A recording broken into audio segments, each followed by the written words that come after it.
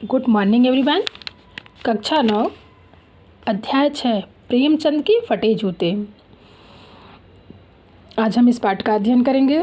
इसके लेखक हैं हरिशंकर परसाई। आज हम पहले पाठ को पढ़ने से पहले लेखक का जीवन परिचय देखते हैं।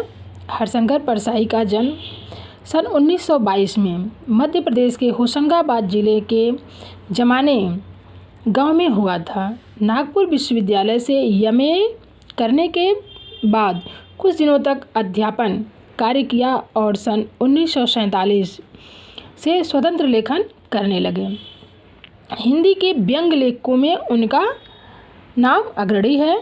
इनकी कृतियाँ निम्नलिखित हैं। इनकी कृतियाँ में कहानी संग्रह है, हंसते हैं रोते हैं, जैसे उनके दिन फिरे। इनका उपन्यास है रानी नागफनी की कहानी और तट की खोज। इनके निबंध संग्रह हैं तब की बात और थी, भूत के पांव पीछे, बेईमानी की परत, पगडंडियों का जमाना, सदाचार का ताबीज, शिकायत मुझे भी है और अंत में।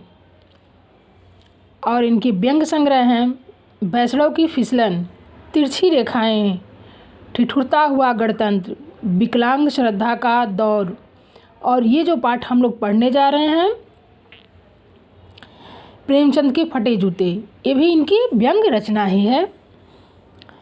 भारतीय जीवन के पाखंड, भ्रष्टाचार, अंतर्विरोध, बेईमानी आदि पर लिखे उनके व्यंग्य लेखों ने शोषण के विरुद्ध साहित्य की भूमिका का निर्वाह किया है। सन 1995 में इनका निधन हो गया। जो इस पाठ के लेखक हैं हरिशंकर परसाई, 1995 में इनका निधन हो गया। ये इस दुनिया को छोड़कर चले गए। अब हम इस पाठ का सारांश पढ़ते हैं। प्रेमचंद के फटे जूते। प्रेमचंद के फटे जूते शीर्षक निबंध एक निबंध रचना है, व्यंग्यात्मक निबंध है।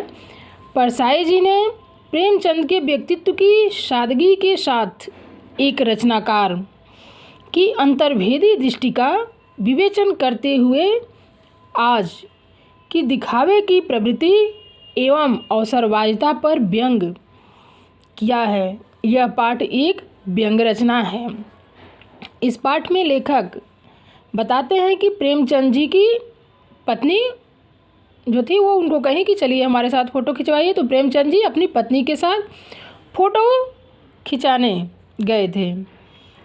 लेखक उनके शारीरिक बनावट को बताते हैं कि उनके सिर पर किसी मोटे कपड़े की टोपी थी और वो धोती कुर्ता पहने हुए थे।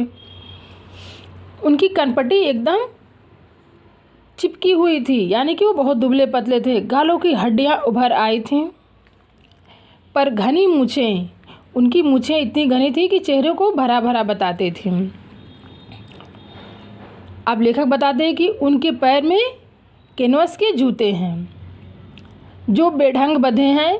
बेढंग बंधे इसलिए है कि उसके सिरे पर लोहे की रिंग होती है, जो रिंग टूट गई है तो इधर उधर बेतरतीब लेखक बांध लिए हैं। उन्हें जूता कैसे बांधा जाता है इससे भी कोई मतलब नहीं है। उनके दाहिने पैर का जूता तो ठीक है, लेकिन बाएं पैर का जूते में एक बड़ा छेद है जिससे उंगलियां बाहर निकल आई हैं, लेकिन उनको कोई परवाह या लज्जा नहीं है। आजकल के लोग फ़ोटो खिंचवाने अगर पहुंच गए तो उनको लगता है कि कुछ भी ऐसा ना दिखाई दे जो ख़राब हो, तो लोग दूसरे का ले कर के कपड़ा पहन लेते हैं, जूता पहन लेते हैं। तो लेखक यही कह रहे हैं, आजकल तो लोग मंगनी की गाड़ी लेकर बारात में चले जाते हैं, लेकिन यहाँ इनसे ये हुआ कि ये फ़ोटो खिंचवाने के लिए किसी से जूता नहीं मांगे, ये अपना फटा जूता ही पहने रह गए। और ये एक स्वाभिमानी व्यक्ति थे प्रेमचंद जी। लेखक ये भी कहते हैं कि थोड़ा सा अपना धोती नीचे कर लिए होते तो वो फटा जूता नहीं दिखाई देता, लेकिन इनको इससे भी कोई मतलब नहीं है। ये फ़ोटो खिंचवाए फटे जूते में।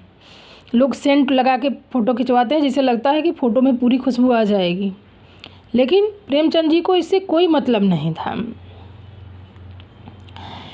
फोटोग्राफर के कहने पर, फोटोग्राफर ऐसा कहता है, रेडी प्लीज स्माइल, तो उसके कहने पर ये अंदर से थोड़ी सी मुस्कुराहट चेहरे पर आई और फ़ोटो खिंच गया।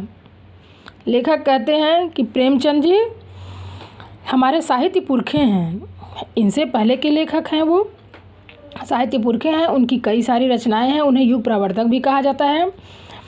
इनकी हंसी और फटे जूते दोनों में व्यंग की अनुभूति थी।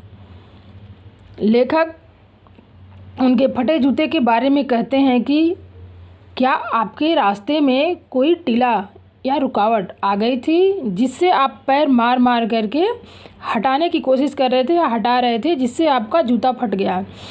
लेखक कहते हैं कि हमारा भी जूता फटा हुआ है, लेकिन वो नीचे से फटा है और चलने के बाद हमें ऐसा लगता है कि हमारे पैर छिल गए हैं, लेकिन ऊपर से वो ढका है, कोई देख नहीं सकता। तो उनको क्या है कि उनको पर्दे से मतलब है और दिखावा करते हैं, लेकिन प्रेमचंद जी को पर्दे से कोई मतलब नहीं है, दिखावे से कोई मतलब नहीं है।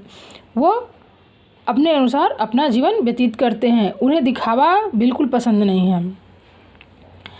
या फिर फटे जूते का ये करते हैं कि जिसे आप हाथ से इशारा करने के योग्य नहीं समझते हैं, उन्हें आप जो है उनकी तरफ आप पैरों की उंगलियों से इशारा करते हैं, इसीलिए आपका जूता जो है फटा हुआ है और उंगली उससे बाहर निकली हुई है, आप इशारा करते हैं।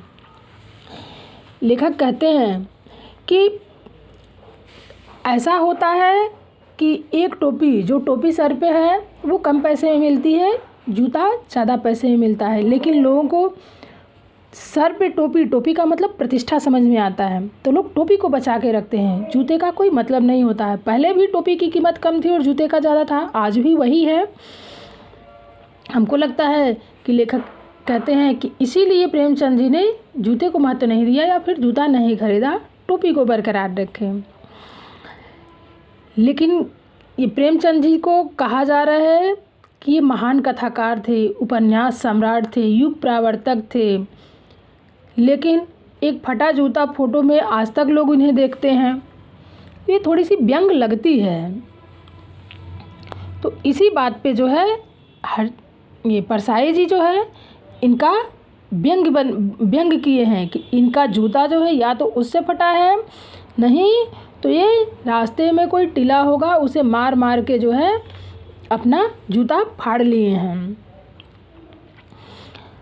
और इनकी मुस्कान, ये ऐसा मुस्कराए थे फ़ोटो खिंचवाने वक्त, जब फ़ोटो खिंचाया जा रहा था तो यही लगता था कि ये कोई व्यंग मुस्कान है, कोई बनावटी मुस्कान। कभी कभी ऐसा होता है कि व्यंग में भी लोग मुस्कराते हैं, जिससे लगता है कि किसी का अपमान किया जा रहा है। तो ये आपके पाठ का सारांश रहा। आशा करते हैं कि सारांश से आपको पाठ समझ में आ गया होगा। वैसे एक बार, दो बार, 3 बार आप भी इस पाठ का अध्ययन कीजिएगा। जितना ही आप पाठ को पढ़ेंगे, चिंतन करेंगे, उतना ही ये पाठ आपको अच्छा लगेगा। पढ़िए और पाठ का आनंद लीजिए। इसके अगले वीडियो में हम आपको इस पाठ का प्रश्न अभ्यास कराएंगे। धन्यवाद।